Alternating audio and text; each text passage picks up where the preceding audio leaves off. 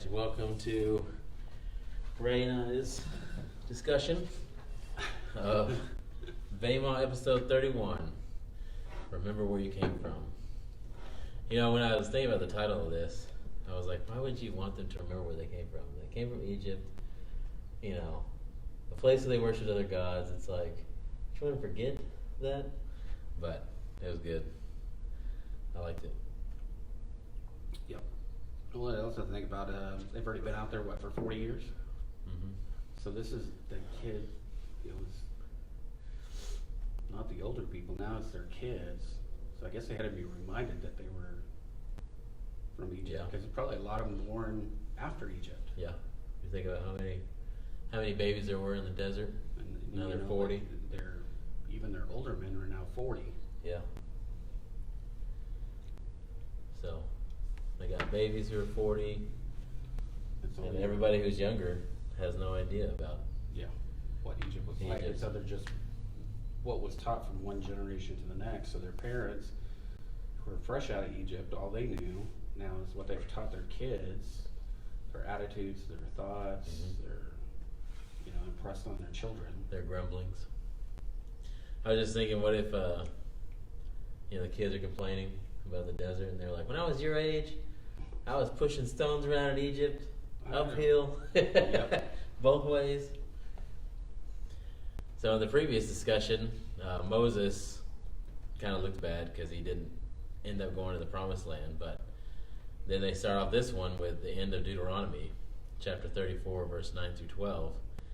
Now Joshua, son of Nun, was filled with the spirit of wisdom because Moses had laid his hands on him. I wonder if that's the first time somebody's done that. Is that a precedent? Sure is. So the Israelites listened to him and did what the Lord had commanded Moses. Since then, no prophet has risen in Israel like Moses, whom the Lord knew face to face, who did all the signs and wonders the Lord sent him to do in Egypt, to Pharaoh and to all his officials, and to his whole land. For no one has ever shown the mighty power or performed the awesome deeds that Moses did in the sight of all Israel. And I wonder, I'm sure that Moses had passed away by the time they put this in there, but still, Marty had a good point. Like, if somebody had written that about me, Yeah. I'd be pretty happy with it. So Moses can't complain about, how he's perceived, at least. I know that he gets a lot of flack for, the things that he did do, like killing the Egyptian, or, striking the rock twice, or, just being human. Well, you'd also have to be pretty human. I mean, pretty humble to put all the bad stuff in and all those bad mistakes that you had. If you even were dictating this as a biography to somebody, your secretary or something, like, well, I want you to put this in because I want them to know who I was. Yeah. I mean, if you had killed somebody before, would you really want anybody to know? I wouldn't, but I wonder too if somebody, if he's like dictating it to somebody or telling them and they're writing it down and they're like, you want me to put that part in there where you killed the Egyptian? He's like, no, leave that out. And he's like, he just writes it down anyway. Just writes it in there anyway. But I can't imagine having a face-to-face encounter with God, at least in my flesh. Like, I can see it in heaven, but not here. Just because they say if you see him, you see the face of God, then you're probably dead. According to Scripture. But he was talking about how the face-to-face here in Hebrew isn't like me and you sitting face-to-face.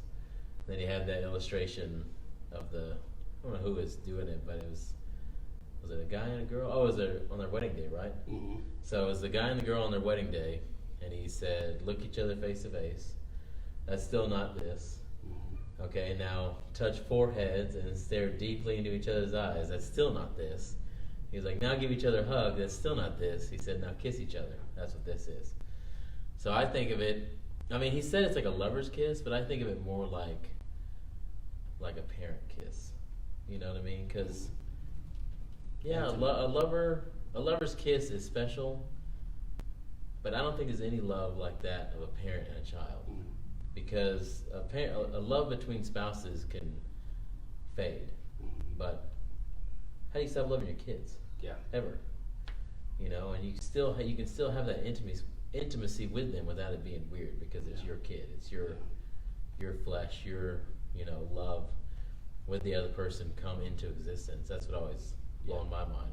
You have a spiritual bond with your children, just being around them in close proximity. But when you get older and leave the house, then you feel like a part of you has Died. well, not really died, but just something's missing. Yeah. Like you want to be with them, and you have this kind of longing to be with them, and then when you're back with them, just how special that is. There's that comfort, that joy of hanging out with them. Yeah, I can't imagine that, but also with their kid, so your grandkid. When you go to see your daughter, but then you see your grandson also. How is that like? Well, that's pure joy. Yeah. Yeah. It's like when someone says it's the apple of your eye. That's what it makes me think of. But the face-to-face that God and Moses had was more intimate than just a conversation like you and I are having. But he also pointed out how Moses didn't enter the promised land, but he was with God every day. Like, who cares? Good point. Yeah, it's kind of like, what does it really matter? Isn't that like, because Moses, at one point in time, God told Moses to go on without him. And he's like, but I don't want to go without you. So even then, Moses knows in that moment, like, if I can go to this promised land, but I won't have God, what does that mean? That's like, you can go to this awesome place, but your kids aren't going to be there. Or your kids are going to this awesome place, but you're not going to be there. You don't want that separation. Like, if they're grown-ups, yes, but, I don't know. That's what was making me think of it just now, while I was talking about it out loud. So they go through and talk about how many times remember and do not forget show up in Deuteronomy. And the first time I read Deuteronomy, I read it all the way through in one sitting. Like, I woke up one morning and I was like, what am I going to read? I'm just going to read something. So I picked up the Bible, turned to Deuteronomy. I was like, I'm just going to read this. And like, the more I read, the more I was like, wow. Like, that was the first time I saw God's forgiveness in the Old Testament. Because he's always like, if you do this, you'll be blessed. If you do this, you'll be cursed. But if you come back, there's always like a comeback thing. Like, no matter how many times God says, if you turn away from me, he's never like, don't come back. He's always like, come back, and then you'll receive these blessings again. I don't know. That amazed me. The first time I read it, I was thinking about that while I was listening to this. How many times it says, remember and do not forget. I guess the total times that it appears, I don't know if it was both or just remember. Like, remember and do not forget, or just remember, but it said 233 times in Deuteronomy. So I'm assuming that's both. Because it still doesn't seem like that's 233 times because I wrote down the scriptures that they read, but they might not have read all of them. Kind of reminds me of like telling Ava how many times to clean her room in her lifetime. Yeah. Don't forget to clean your room. Don't forget to clean your room. Don't forget to clean. Still come home and it's still dirty. And it's still dirty. So, I'm just going to read a few of these. Do you want to read some off your phone? I don't know if I can because of... That's all right. I don't have... It's real slow with the web. So, Deuteronomy 5:15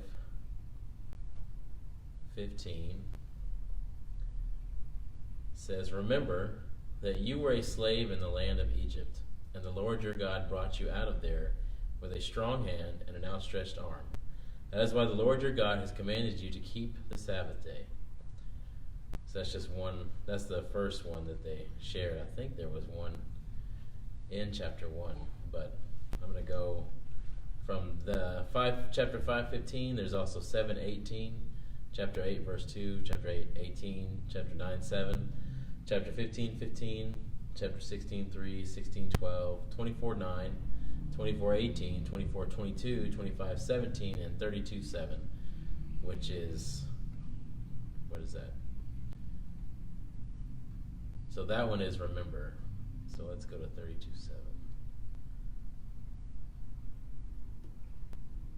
So 32:7. Remember the days of old. Consider the years long past. Ask your father, and he will tell you. Your elders, and they will teach you. So just like we were talking about how people grew up in the desert, they had no idea what life was like in Egypt. They probably didn't care because they grew up in the desert. Like, Exactly. you know, it's like growing up after World War II, and you have no idea what World War II was like, or after 9/11. You have no idea. You don't have the emotional tie to it that your parents did. And same thing for like Civil War vets, Mhm. you know, and their kids had no idea how horrible it was other than what they read. Yeah. So you lose that Connection. personal, emotional attachment to something. Now, like my kids will always remember the coronavirus. Mhm. My older kids, maybe they'll remember a little bit about 9/11 because they were pretty young. Yeah. But, you know, and there'll be events like that that happen in their life that are going to be more memorable to them than any other events. Mhm. But I guess that's the reason why he was constantly trying to get the parents and press on them how important it was to continue to tell the story, because it was going to be so easy to forget the story Yeah. and get it messed up and lose it. And the kids go, well, why do we need to follow him? He's just some made up character. Mm-hmm. Yeah. Yeah, because you think about how when they came out of Egypt and they went to the mountain and they had like the wedding ceremony that we talked about, and the kids, they were never a part of that. Mm-hmm. And even if they were a part of it, Yeah. it's just a thing you go to, like Yeah. church on Sunday. You don't, like, church on Sunday is not special when you're a kid. Yeah. But it is when you're an adult. Because you have this history, Mm-hmm. you know, of heartache, pain, or self-destruction, or anything else that Jesus saved you from. But when you're a kid, it's like, like, Yeah. we were skipping rocks the other day, like, that's what I care about. Or we built this little fort, dug a hole, you know, kid stuff. They don't care about wedding ceremonies. That's for way off when I'm old. Yeah. I'll have a wedding ceremony. So then do not forget, he went through, and it was chapter 4:9, which you just read, 4:23, 4:31, 6:12, 8:11, 8:14, 8:19, 9:7, 24:19, 25:19, 26:13, 31:21, and 32:18, which I'll go to that one. Let's do the first and last. 32:18, you ignored the rock who gave birth to you. You forgot the God who gave birth to you. So in this instance, instead of saying do not forget, he's saying you did forget. So I can imagine how Moses must have felt doing all that he had done, and he already sees people forgetting it. You know, Yeah. like, because he's impacted tremendously, because he went up on the mountain, he got the 10 Commandments, he spent time with God, he was face to face with God with that intimate moment, or the intimate 40 days on the mountain with God, and then he comes down, and what are they doing? You know, Yep. worshiping a golden calf. They already forgot. Yep. Like 40 days, and you forgot about God. And I'm sure the cloud didn't go Well, and anywhere. it was more, and their attitude was more, they felt that Moses went up there and died, Uh-huh. and that this God forgot about them. Yeah, So they're like, well, we got to come up with some other ideas. yeah. It's And just so like they started didn't. talking their leadership, Aaron. and all that. Yeah, they're like, hey, since Moses might be dead, since he never came back down, don't you think we should make up something to keep order. Mm-hmm. You know, it's crazy though, thinking about what they know, the stories they must have heard already. Yeah. You know, it rained for 40 days and 40 nights. Like, you can't just give it some time? Like, just chill for a minute? I can understand if they were down there for a year, or even half a year, or a couple of months. I mean, 40 days is a month and 10 days, right? So, I don't know. I can't say if I was Aaron I would do anything different. They spent 400 years in Egypt and probably 1 to 200 years of that being slaves, if not maybe even longer. Just wonder what their lifespan was as slaves in Egypt, though. Probably you'd be at the top point of the end of your life right now. Probably. I think 40. so. Well, I mean, but Moses was 40 when he left Egypt, but he wasn't a slave. Correct. He was well fed. Yeah. Top health care. Yeah. Anything he didn't needed. have to do hard labor. Yeah. So I assume anybody, I mean, breaking your back all day for probably sun up to sundown. You know, I imagine a lot of just wear people your with body backs out. who were backs, knees, shoulders. Well, you know, one thing I was watching the History Channel, and they were how they identify the age of the mummies that they find versus they find other burials, kind of like in the same grave area that they found out were ancient Arabic. The way they knew the difference is by their teeth, and I never really thought about it. But when you grind flour to make bread, you get a little bit of granules of sand in it constantly. And so when you're eating the bread, your teeth are worn down tremendously quick, and then you don't have any teeth, and then by the time you're about 40, you basically die. Then what are you supposed to eat?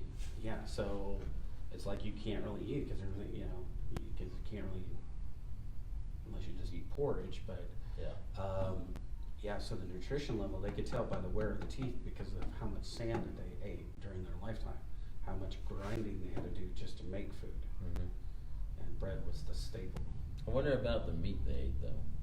So all the meat was basically, if you preserved it, you had to dry it. Well, I mean, they said they sat around pots of meat and ate. So in large city like that, you would have fresh markets, fresh meat, and you could have stewed meat. So now they have to, whatever meat that they have, they either have to eat it right then, or jerked, or it has to go to dry. And so now it's tough on your teeth also. Yeah. But then you're dealing with the desert and all the sand. Yeah, That was interesting. It would just wear your teeth down that quick. That was one of the things I learned on a podcast I was watching on YouTube. They were talking about how our mouths have gotten smaller because we don't have to chew as much because all our food is soft. And then that's the reason why our wisdom teeth have to come out now. Yeah. Wisdom teeth, or we have bunched up teeth. As little kids, they're just like all crazy in there, and we have to have our braces. So it's just our mouths have gotten smaller because life has gotten easier. So I love this. He wrote down in the show notes in the PDF, whatever it's called. He wrote, "When we remember where we came from, we notice the alien, the orphan, and the widow. When we take care of the alien, the orphan, and the widow, we are reminded of where we came from." He said, if we remember our story, we will remember these people. I wrote, if we remember our story, we will also remember these people that have been forgotten. We've all been at that place in our life where we feel left out or on the fringe or, forgotten, unloved. And then he goes on to talk about how many times the alien, the orphan, and the widow show up in Deuteronomy. He didn't say the number in the episode or on the thing, but I wrote down the scriptures that they read from.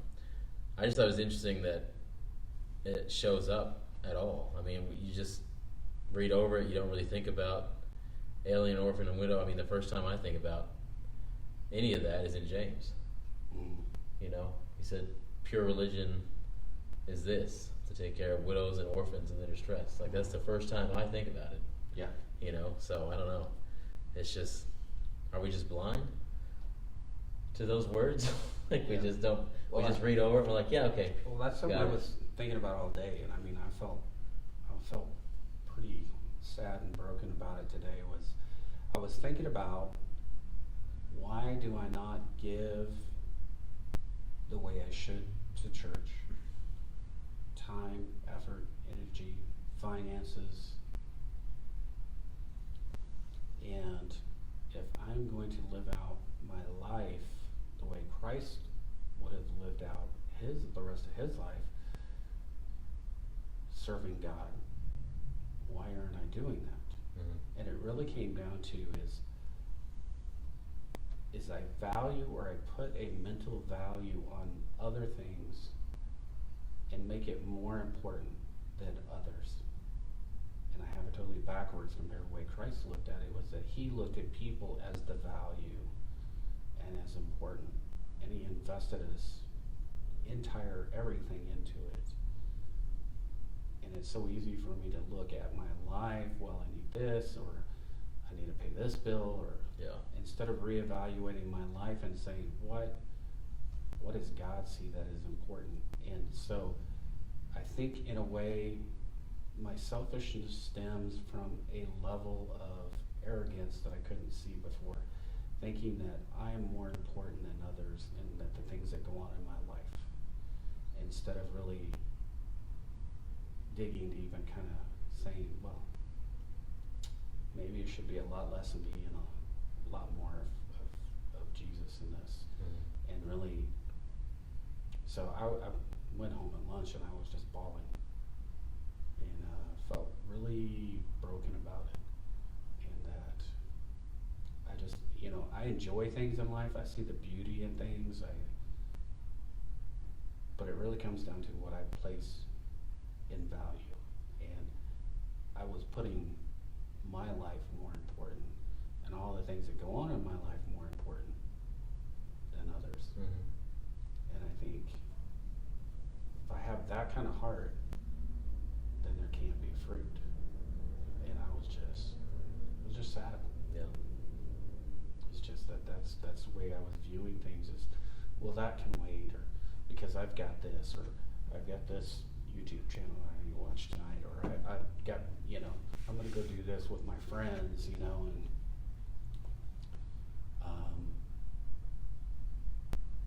I think if my focus was to be like Jesus, what would he be doing with the time that I have? How would he be spending it? And it really broke me. Yeah, it's a hard truth to realize, is that we put so much weight on ourselves and on the things that we own and the things that we do, that it outweighs actual human life. Yeah, it's just an arrogance. Yeah. And I didn't see that before, and just some things I'm studying out this week, and God kind of showed that to me today, and it hurt. So God showed you shalom. Yeah. What shalom? You had a mental picture of shalom, and now you have a heart punch. Yeah, you have the shalom here. Yeah. So, and now it's just like, what do we do, like, going forward? Like I had an experience the other day where I got mad at my kids and yelled at them, and it's because Maggie spilled my coffee. But I told Jessica, I was just like, man, I don't want that. Like, I don't want my kids to see that, experience that, anything. She was like, what are you gonna do about it? Was it enough to change you? I was like, yes. Break out the stick. Yeah. Bring me that staff. Next time I'm just gonna beat him instead of yelling. Try to use my voice. Or your voice. So in Deuteronomy 10:18, he executes justice for the fatherless and the widow, and loves the foreigner, giving him food and clothing. So that was Deuteronomy 10:18, and then Deuteronomy 14:28.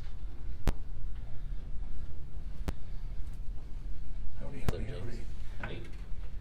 14:28 says, at the end of every 3 years, bring a tenth of all your produce for that year and store it within your gates. Then the Levite who has no portion or inheritance among you, the foreigner, the fatherless, and the widow, within your gates may come, eat, and be satisfied. And the Lord your God will bless you in all the work of your hands that you do. So one thing that stuck out to me as they read that one part, I think they may have been in the NIV, but it said, the foreigners, the fatherless, the widow who live in your towns will come, eat, and be satisfied. But I think the one they were reading, it said they will eat until they're full. And I was just like, it stood out to me because how many times are people eating that are homeless, and it's just a little bit. You know, it's like when they're in the desert, it's just enough. Like, so a person who isn't well off, who is spending the night outside, you know, their meal might just be enough for the day or even 2 days. I don't know, you know, how long in America people go without food, but, you know, especially overseas where they say people live on less than $1 a day. Like, how much of that is just enough for one meal for one day? You know, as like here it says they will come and have their fill off of what I give you. I know in Asian countries they feel blessed to get a cup of rice a day. And then they're even feel excited and celebrate when they get to have a chicken to be able to flavor the rice. Put a little bit of chicken in it. That's the only seasoning they get. And rice only has like 200 calories per cup. So And they get 80% of their calories from annually. I mean, it's but you think how in America our diet is 1,800 to 2,000 calories a day, and they're getting a tenth of that in a bowl of rice. Well, and you got to think about, which was kind of just reminds me, is like, so the manna had to be loaded with calories, plus they got quail. But the manna tasted like shortbread, like sweet bread, or like almost like sugar cookie from what it describes. But it was loaded with calories enough for them to maintain their physical bodies. So, I wonder too, since you know manna seems so magical, for lack of a better term, if it was like no matter what they ate, it was always just enough calories. You know what I mean? So if they had manna and meat, it was like that together would equal the calories. Or if they just had manna, that would equal the calories. Because God's like, you know what? I can do whatever I want. Your shoes aren't coming apart. Your clothes aren't coming apart. And that's all me. At least they didn't go, hey Moses, what are we having again tonight? Smoked locusts. Yeah, smoked locusts and honey. Yeah. So there's some more references in chapter 16, verses 9 through 15, 24, verses 14 through 22, 25, 5 through 10, 26, 12 through 13, and 27, 19. So I'm going to go with that last one, 27, 19, see what it says. I know Brent read them all in the thing. It says, cursed is anyone who withholds justice from the foreigner, the fatherless, or the widow. Then all the people shall say amen. So that whole chapter, well, the end of that chapter is basically talking about curses for people, which after the alien, the orphan, the widow, they start talking about the Suzerain vassals and the covenant in Deuteronomy and the covenant in Torah. So before we get to that part, I just wanted to say what he had said in the podcast, that none of the laws that are given are random. Like he said, it's all a mission. It's all a mission to take care of each other and to take care of the orphan, the alien, and the widow. So I was pretty impacted by that. Because I mean, when you're going through and reading Leviticus, reading Deuteronomy, you read it and you're just like, okay, these are the things I'm supposed to do or the things I'm not supposed to do. All But has none a of it's purpose. random. Yeah. And all of it has a purpose and a reason for it. But it said, because you know what it's like to be an orphan, an alien, and a widow, take care of them. And then he went on to start talking about the suzerain vassal, which we had discussed with Abraham whenever he was making a covenant with God. And so he said in Deuteronomy chapter 1a is what is considered, I guess, the preamble. And then 1b through chapter 4 is the historical summary. And then chapters 5 through 26 are the demands, rules, and laws. Chapter 28b is rewards for disobedient and punishment for disobedience. And the conclusion, chapter 32, and he said that most of the time they would do this in a song, so it was easy to remember. But all of it was,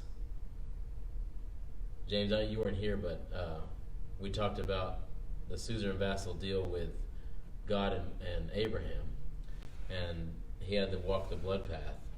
And when he walked the blood path, it was basically God walked the blood path instead of Abraham. So Abraham didn't have to take on the punishment for not keeping up his end of the deal.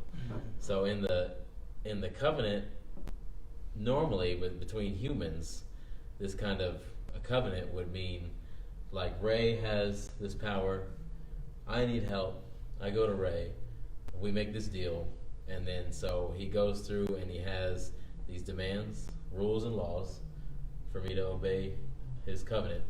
And then, of course, he goes through his, this is what you get out of it, but if you screw me over, basically, you're gonna get punished.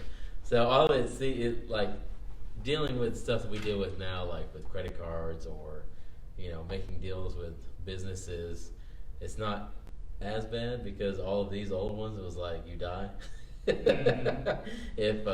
if you break the rules. Mm-hmm. So we just don't have like the same weight for anything. Oh, Like contracts, it's like I can get out of a contract. exactly. Like I'll sign it, but if I want to, I can go to court. There's ways. Yeah, there's ways to get out of contracts. There's ways to get out of debt. And it's just like we don't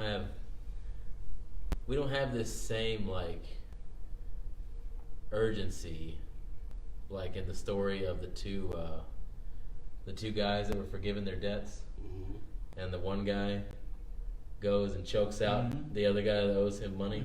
Like, if somebody forgave my debt, I'd be like, I don't need your money. My debt's paid. Yeah. But debts back then had a lot more weight than they do now, I think. And so he goes through and says how people consider Genesis to be a preamble to Torah as a covenant, and then Exodus is the historical summary, Leviticus is the demands, rules, and laws, and then Numbers is the rewards for obedience or punishments for disobedience, and the conclusion is Deuteronomy. And going through learning all the stuff that we've learned so far, like, that doesn't surprise me to see it that way. It's like I would never see it that way, but I'm not a scholar. I'm not a rabbi who's been studying Torah my whole life or any of that. No, it's interesting too that something just kind of popped into my mind. I was thinking about it and I looked it up, and this is Luke 9. About 8 days after Jesus said this, he took Peter, John, and James with him. And where did he go? To the Mount of Transfiguration. He went up to the mountain. What did Moses do? And then guess who was there? Moses and Elijah. I thought that was kind of a interesting correlation. It just kind of hit me. He went up to the mountain, and I think it wasn't Elijah who went up to the mountain too. And then so it was something that just means that God is up high, above all man. Yeah. And the idea of having to go up to the mountain, and it's just to think that Jesus, because he didn't need to go up the mountain. Yeah. So everything that Jesus did, like we were talking, everything has its purpose. Yeah. Everything that Jesus did had a purpose. Why did he go up the mountain? Because that's where Moses went. That's where Elijah went. purpose. It was supposed to tell us something. And so it just, little lights were going off in my head, and I was thinking about that, Jesus went up to the mountain, then the transfiguration happened. And he made sure to take Peter, James, and John. Mm-hmm. And no matter how kind of foolish and silly they kind of sounded, they kind of had an idea of what was going on, because why would they say we need to make some tents? Yeah. Because guess what happened in the Old Testament? There was a reason for that.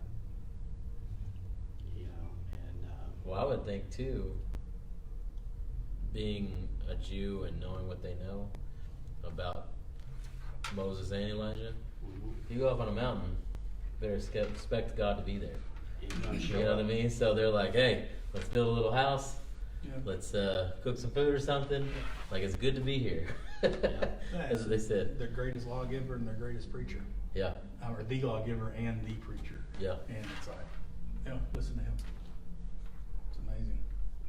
I wonder if they kind of went, "Who are you talking to?" Those guys, because it's not like they walked around like we do, and you see pictures of Jesus on the wall. It's not like they walked around and had pictures of Moses on the wall. Mm-hmm. They didn't, or carvings of Moses. How did they know what Moses looked like? How did they know it was Elijah or Moses? I wonder if, Because Jesus had to tell them. if he greeted him. Mm-hmm. Like, And Moses, Elijah. And they were enveloped in the whole thing. They were Yeah. hearing Yeah. the voice of God and everything. So I bet there was some leeway given there on them. Yeah, I would feel really inferior and feel pretty dumb seeing all that going on, and let's build some tickets. Well, it's like two of the guys who have done the most before Jesus came along, and it's like they all know that Elijah is supposed to come again before Jesus comes. So there's that whole thing in the back of their mind. Moses said that there was going to be a prophet who comes out of the line of David. You know what I mean? It's like they know these things, and then they see these guys. It's like, And then what they talked about was his departure was about to come and bring fulfillment to Jerusalem. So it was interesting what their conversation was, him, Elijah, and Moses. They were discussing the fulfillment at Jerusalem, what was going to happen. And I kind of wonder, was Moses and Elijah there? Hey, bro, you got this. You can do this. yeah, I wonder if they were there just to encourage like him. building them up. Building them up. Hey, we got your back. We're here with you. We're thinking about you. We're all in this together because you are going to bring it. Yeah. You're going to change the world. You're going to turn the hearts of men back to God. So I'm sitting there thinking about, because that's what they were talking about was, his departure and then the fulfillment that would happen in Jerusalem. So just that statement alone is telling me they were there to encourage him. Because they were having that discussion. They knew it was going to be hard. Mm-hmm. Moses knew hard things. Elijah knew hard things. And they were there, hey, you got this. See, what's crazy to me, like I had this thought a long time ago, because I'm kind of a nerd, but I imagine that if that was the same mountain that Moses and Elijah went on top of, and God can control all space and time, what if it was the time when Moses went to the mountain and Elijah went to the mountain, and all time converged at that one spot? So they weren't dead. They hadn't died yet. They went up to the mountain to see God. Jesus is God in the flesh. You know what I mean? It's like, Well, we look at time like this or Uh-huh. like this, and God looks at time yeah, like this. It's all that's that makes you wonder. yeah. When I thought about that a long time ago, I was blown away. I was like, man, that'd be so cool. Because all the sci-fi movies I watch, like Yeah. stuff like that is just awesome. Some corridor or something. Well, in that time, I think that time was created for us in our physical being. You have someone that's outside of time. Yeah, Someone who always has been, who is, and always will be. And that's just for us to kind of get a general understanding, because we can't, or it just blows our mind, you know, to have a being so powerful that has always been. There's no beginning. It just always is now and always will be. And for us, we see everything as a beginning and an end, and then we see eternity coming. But we always see that there is right now. We were born. There was a beginning. We know there's an end. But that the concept of always. In the spiritual realm, though, there's, like you said, there's no time. I mean, Yeah, Timothy would say our time doesn't have to salvation exist. was from before creation. Mhm. You know, the lamb was slain before creation. I'm liking that convergence, because you would see, like I'm visualizing every science fiction from good stuff to B stuff. I mean, just how you present that, and you'd still be able to see, because they were transfigured. You know, Peter, James, John weren't.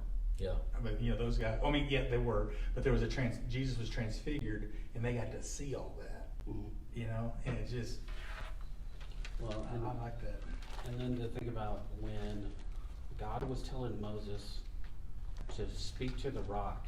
I think was that our next one? That's the last one. The last previous one, yeah. Okay. He spoke to it and he hit it twice But instead of speaking. what did God say that he was going to do? He told Moses what to do. But what did God say he was going to do? That he was going to bring water. That you bring all the leaders and elders and everything else, and I will stand beside you at the rock. Mm-hmm. He was there. Yeah. And then what does it say about Jesus? When I think it's Paul is talking, he references that, about that Christ is the rock of the flowing water. Yeah, he was the Christ rock was they were there. carrying in the desert. Yeah. So to think about that God was saying, I am there with you. And, you know, and then you have God Almighty, the creator, the king of the universe, standing in front of you. I'm like, whoa. Mm-hmm. And then Moses spoke to him like a friend, because he got to know him. You know, even closer than a friend, because Yeah. it was intimate relationship of spirituality that we can't even comprehend. That part I still can't imagine, because even when I imagine dying and being with God, I always imagine it like I'm not important enough to be in the front of the line. Mm-hmm. You know what I mean? But I'm still there, so I'm like, whatever, I don't care. Like, I made it. That's all I care about. Yeah. So when I imagine being in heaven, I always imagine it like this huge crowd of people, and I'm in the back. And I'm like, oh, well, maybe someday I'll get to see God. I mean, I'm going to be here forever, so whatever. But I always imagine it like that. I still can't. When I think about seeing Him face to face, I have no idea what I'm going to do. You know, like the song.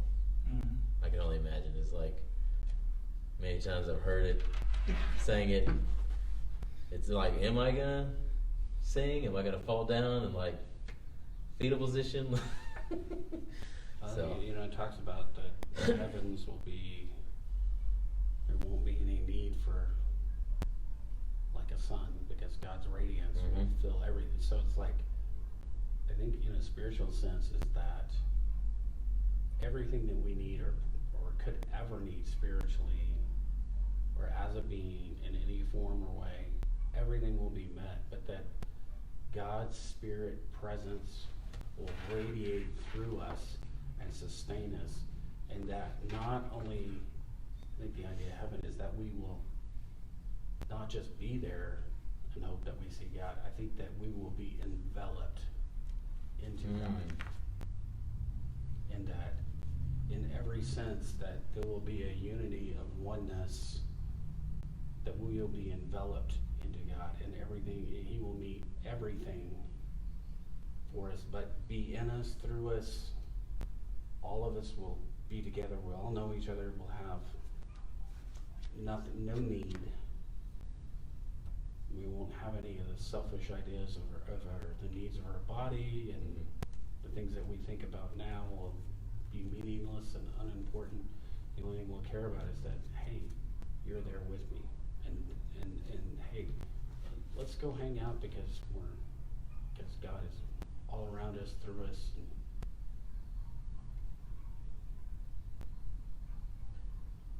James, you got anything to add No, before we close out? I like brain benders. Yeah. That's just thinking about stuff more.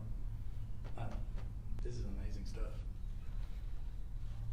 Yeah, and on the podcast, Marty had mentioned how he never thought about the alien, the orphan, and the widow either until somebody pointed it out to him that it was in Deuteronomy so much. And I don't know if you had gotten here yet, but Ray and I were talking about that and how I don't know if we're just like blind to those words, like because I've read Deuteronomy, but Yeah. it didn't stand out. Yeah. You know? Like lullaby on us. Yeah.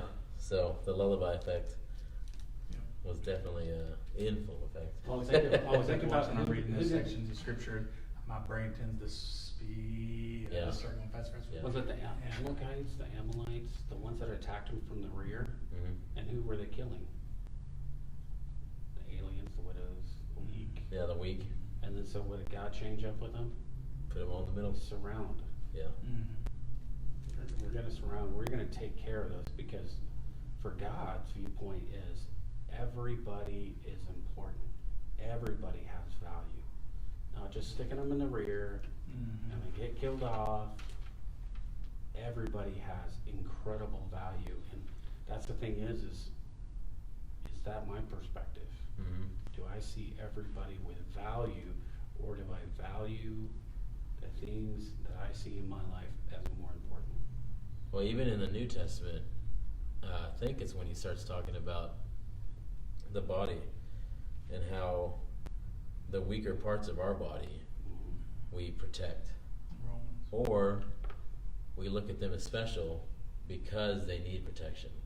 So we Or should think special about attention. Yeah, special attention. If you got a bad tooth, Yeah, you're going to pay attention. yeah.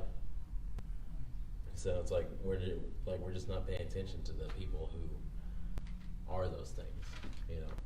Because we don't see them as they have a purpose, they're important. And it's just getting over ourselves, I guess, in that way and seeing that they are important and they have a purpose. And I am not more important than them. Yeah. That we're all in this together. I'm not saying, I was talking about, it was kind of a level of arrogance I just never really looked at myself as having before. Is that I always just see that things in my life can be more important, and those things can just, well, I'll do that later, or Somebody else will help. or someone else will help them, or I'm too busy, or you know, I really need to pay my cell phone bill because that's so important above everything else, and instead of giving to the church, you know, and it's just a kind of a selfish idolatry, I guess, of thinking that some things in my life, instead of being organized, prepared, and ready for action, you know, if I sat down and did a budget and I was strict on it, say, you know what, these things are more important, you know, that things you got are more important. What could I do less with? You know? Yeah. Well, I think that wraps it up unless you got anything else to add, and then we'll start the after party. Yeah, that's right. So next time we'll be discussing the Session 1 capstone, which is exciting because we've actually made it through a whole session. And there's only 5 sessions after this. Yep. Well, they're still on.